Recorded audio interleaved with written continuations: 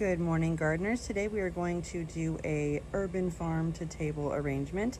My next door neighbor got COVID, so we're gonna go ahead and send over an arrangement, and we've already started off with some amaranth. I went ahead and put it in a Dollar Tree bowl. Yes, a Dollar Tree bowl. And then we have some of our coated chicken wire that we have rolled up into a ball and then used the florist waterproof tape to go ahead and hold that down. There's not a flower frog in the bottom, and as you can see, the water is already changing colors. Get out of the way. The water is already changing colors to a pink because amaranth can be used as a natural dye. That's pretty cool, huh? So let me show you guys what we're working with today. I just harvested these. I haven't really conditioned yet, so I'm not too sure how it's going to come out. We've got some sunflowers, some Sahara Rudbeckia, some dahlias in there, Cornell bronze, Marn. There's a Cafe au Lait and Lark's Ebb down in there, some sunflowers, some zinnias, some scabiosa, eucalyptus, amaranth, celosia, and some yarrow, and it looks like that is about it. And this is all grown from seed, even the eucalyptus, which I'm so incredibly proud of. All right, so let's get back to putting this together. All right, so I think I'm gonna start off with the big focal blooms that I want to use so I can see how much I have left to work with, like space-wise. I don't know if I'll use this cafe. No, I think because I just messed it up, but look how beautiful it is. It's got like the blush, but it has this like golden hue, and I just thought it was gorgeous. When I bought it online, I bought it from, I think it's called Klaus Farms in Texas. I think I'll have to double check. But it said it was more of a creamy Cafe au Lait dahlia, and I have a wedding in September, and so I was growing them specifically for the wedding, and that's who this bouquet is actually going to, or this arrangement's going to today. Excuse the sirens. I'm in Los Angeles County, California, so if it's not a helicopter overhead, it's, what do you call it? It's sirens. Then we're gonna use this beautiful Lark's Ebb. There's a couple little bites down in there, but I'll just trim those off. And here's Marn. I've got quite a few of those. Or is this the, yeah, that's Marn. That's not the Cornell. Where is Cornell? There is Cornell. Now I know a lot of people don't harvest dahlias until they're fully open, but I've tried quite a few and they still do continue to open if in the vase. If you're changing the water daily, sometimes I'll pop some ice cubes in there because again, Southern California, it's hot and we like to keep our doors and windows open instead of running the AC all day. And I've noticed that if I pick these guys, some of them, not all varieties of dahlias will continue to open, but a lot that I've trialed actually do. Excuse me. So I'm actually going to use this one because I want her to see it. I'm going to give it another little trim. I want her to really see how gorgeous that is, even though it's only going to last a day or so. But considering that we're doing her wedding, I thought I would show her that one because she doesn't want to use any blushes or pinks.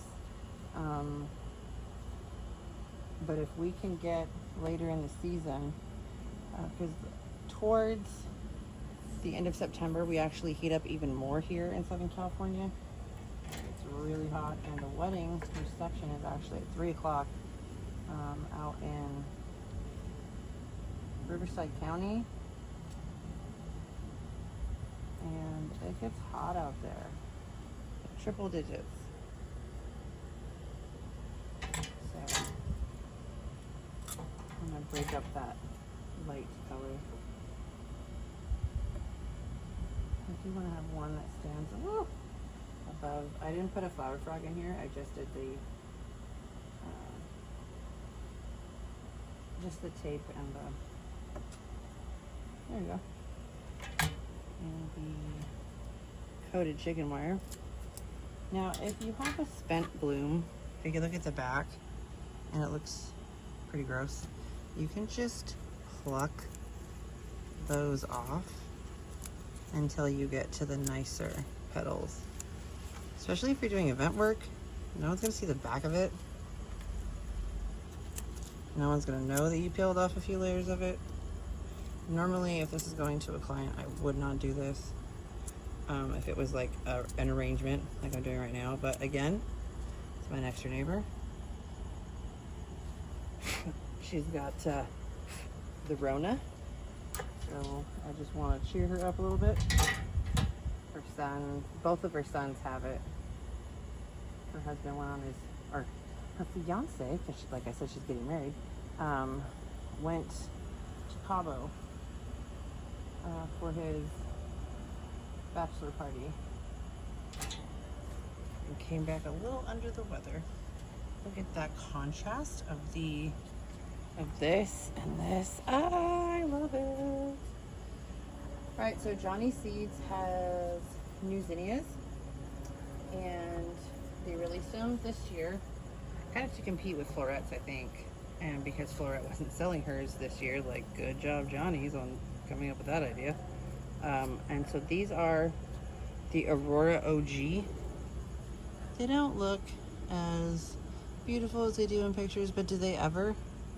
Do they ever? I never get the fully doubles down here. I don't know what it is.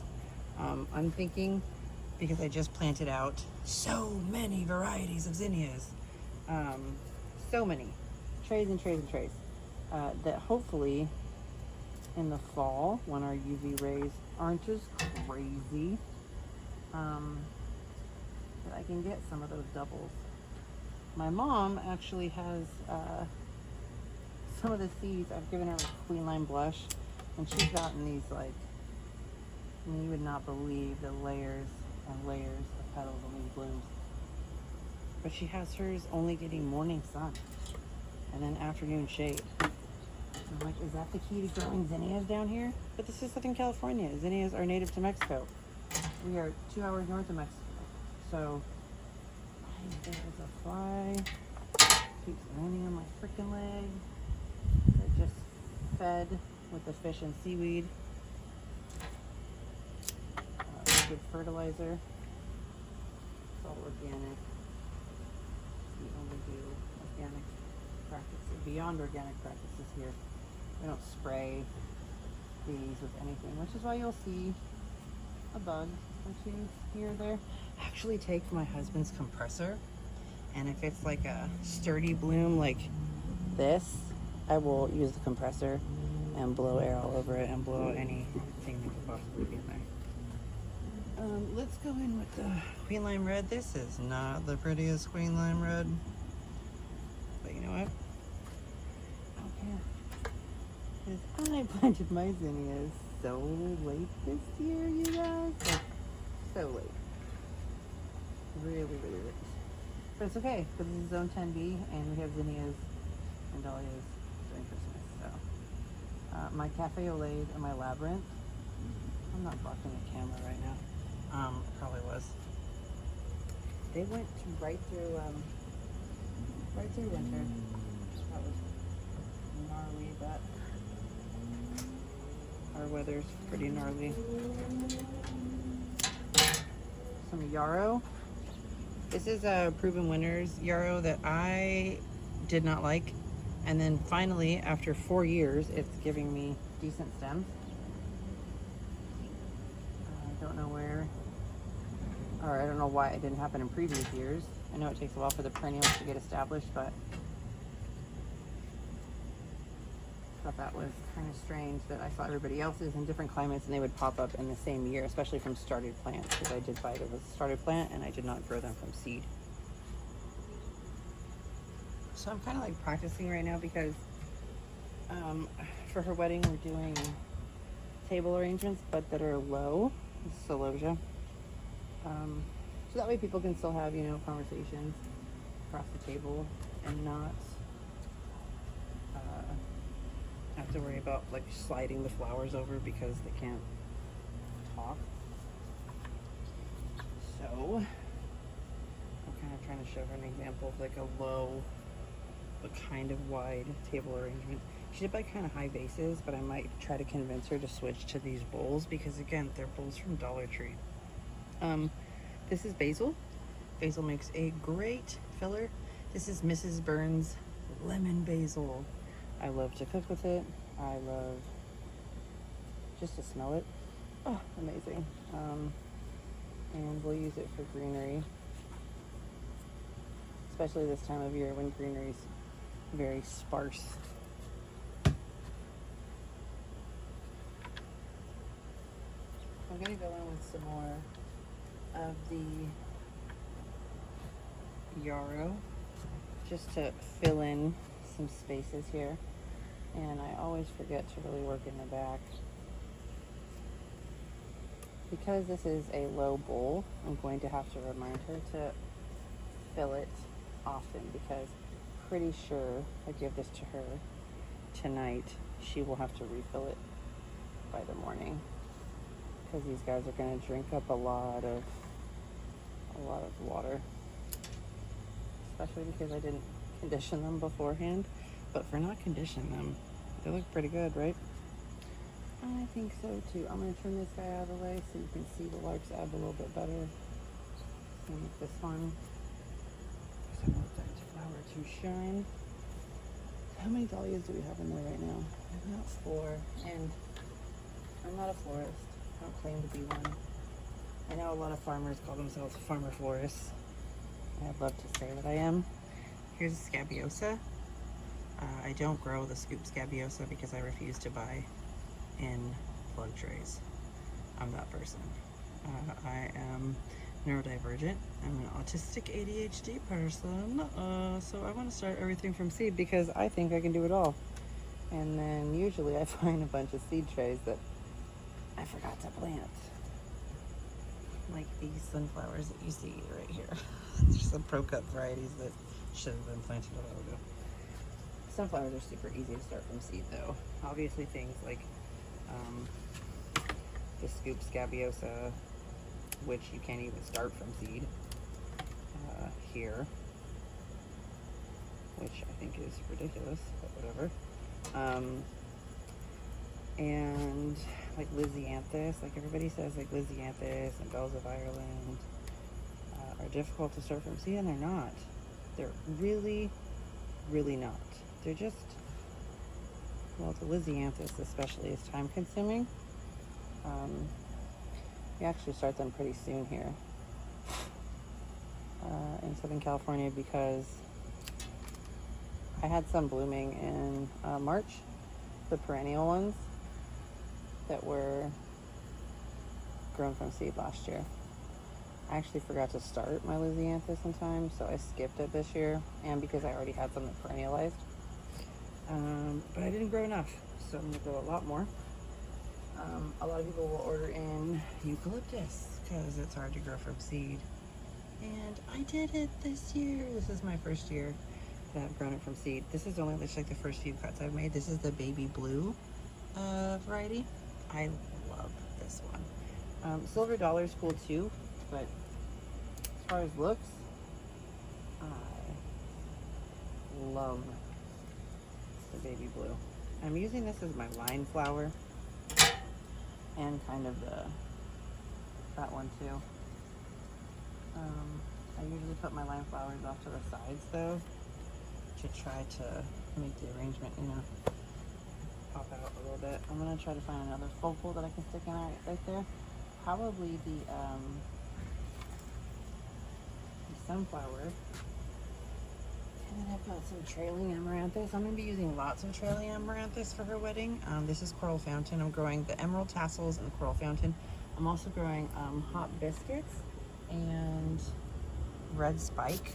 If I pan over here, you can actually see them over there. They're way over the fence line, so my neighbors can enjoy them also. Pan this back here. I'm very new to using a tripod. Usually I just hold and talk like I do on the clock app, but I'm trying to focus more on this app instead and focus more on teaching. And with those other platforms, it's kind of hard to teach anything because people want their stuff just like quick, you know, like rapid fire. And yeah, there's nothing quick about when I tell stories or when I try to explain things. And again, that's probably the neurodivergent horse with me. Which is why I thought that YouTube is probably more my jam. I'm really big into soil health. Like I said, we do beyond organic flower farming. I realize we are an urban farm, so it's not like crazy, you know, commercial farming. But I do grow a lot of plants. I did remove my front lawn and replace it with flowers, and my whole backyard. There's just space for the dogs to walk around and do their thing, and then we just take them on walks. So I've utilized every aspect of our garden, and yeah. So I'm not like, I wouldn't even say that I grow on a quarter acre. I wouldn't even say, oh, kitty. Hi, kitty. One of our cats got out. She's a rescue. She's like super feral. Has been since she was a kitten, and she does not like, I mean, she's feral. She doesn't like people. And she got out. I'm even worried about her because we have lots of coyotes in Southern California in the neighborhoods because they're pushed out of their natural habitat because of all the development that continues to happen, and they're coming to the neighborhoods and eat people's pets. Thankfully, she just hangs out in the yard. I just wish we could get her back in the house. I had a safe trap because I do a lot of rescue work, and I had a safe trap, and had somebody borrow it, and I asked for it back. They gave it back, and it was broken. So, got to get another one. Figure out some way to get her back inside. Look at this dahlia. This one's really pretty, but there's a little bit of damage on it. Coloration isn't that great. This is Clearview Crackerjack. I'm probably still going to use it. Maybe I'll just plop it like right in the middle. Right there. But then I feel like that's too light and creamy on this side, and then this is like orange. So maybe this one on this side. Or maybe don't even use this one. I don't know. We'll come back to that. Come back. Where are the sunflowers? That's what I want. Oh, and then I have the little carmine zinnias. I have a couple of those I can use. So these are a sort of branching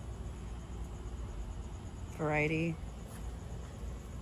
I don't even know what variety it was. I don't know if it was a pro cut or if it was a what do you call it? Just a regular sunflower with pollen, not seeds. So I still need something to go right there. Maybe I will pop that big dahlia in there, or maybe those not pocket. Ooh, I got another. I got more of these guys. So maybe I'll just pop these all in here, and then there's a carmine zinnia. It's an Oklahoma carmine. It's not really a great time for that color, I guess, but I mean, I guess now it is. We're getting into fall. Alright, I'm liking how that's coming together now. Again, I'm not florist. I don't claim to be one. I just like to grow stuff, and the way that my brain works, I always like to figure out different ways to use it. Let's bunch these guys all up here together. I've seen lots of florists talk about bunching things together. They would be in nature because it looks more natural. Other ones say space it out. Other ones say the Fibonacci's rule of 3, or 3s and 5s. I don't necessarily pay attention to that. I can see how it makes it balance and things, but I'm not too worried about it. Maybe I will take this Rebecca. It's actually 2 stems, or 1 stem, 2 roots. Get out of here.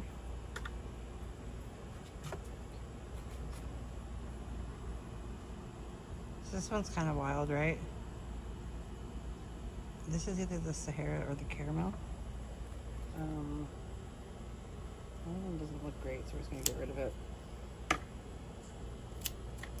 And the way that this stem is so wonky, I don't even know how I'm gonna be able to use that actually. Unless I can try to.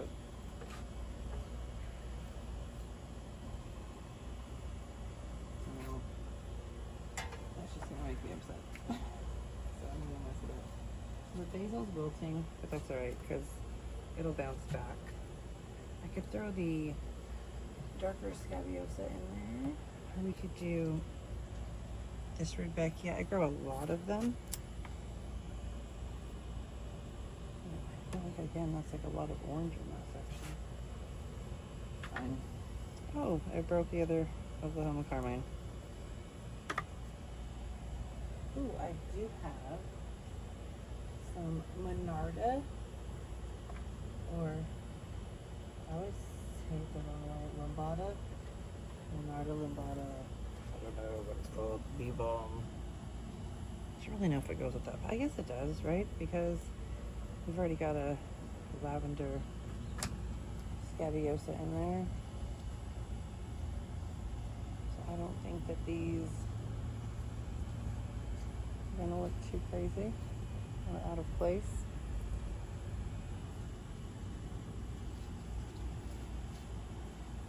I think that's broken. It sure is. Gosh. What a pain in the butt. I broke a lot of stems. That's why you shouldn't shove all of those stems into a small bucket. And also they weren't conditioned, so good job. We do have another different type of sunflower. This one's a little blown out, but I want to use it. Oh, what is that? I thought it was a bug. Just the petal doesn't look good. So maybe I can tuck it down into there. So maybe it breaks up a little bit of all this orange. No, it doesn't. Whatever. I want like more, I think, pink or something over here. I'm very critical of my arrangements. I don't know why, because like I said, I'm not a florist. I don't really know what I'm doing, so I shouldn't be that upset with myself. I'll just bunch all of these Rebecca's together. And then we'll take these scabiosas.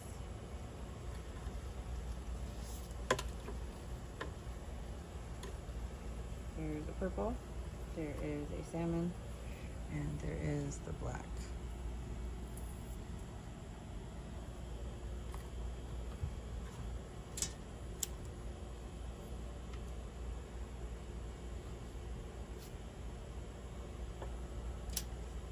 These are really, really easy to grow from seed, and I feel like once you grow them, you're stuck with them for life. Especially in a climate like ours, where even annuals become perennial scabiosa, which is cool, because then you don't have to worry about planting them again. But when I tell you the amount of scabiosa that we have, there's a lot. Especially the Snow Maiden, the white one. Because I made a video showing people how easy it is to save seed and then let the kids grab them all and throw them all over the garden. That was a mistake. That was a mistake. It's alright. It's alright. Alright. This is going to do it. I wish I had more pinks to move around in here. I even thought of maybe taking one of the zinnias from back. Maybe I'll do that.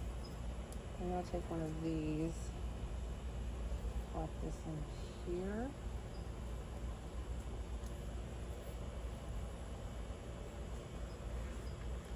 I'm going to take this guy back here.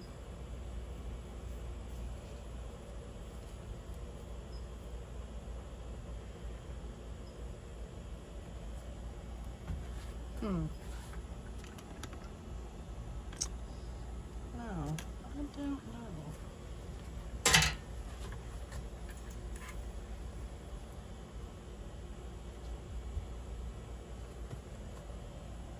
No, this is just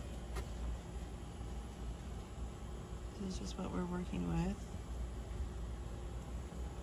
just a just dumped all the water out with just a quick 30 minutes in the garden cutting. I spent more time with you guys putting this together than I did harvesting them. If I had more yarrow, I would fill in these areas with the yarrow because I think it would look really neat to have them all spaced out throughout that. But to just pop this over there and be like, hey, feel better, take care of yourself. Not too bad, right? All right, guys. Until next time. If you have any questions, put them in the comments, and I will answer them as soon as possible.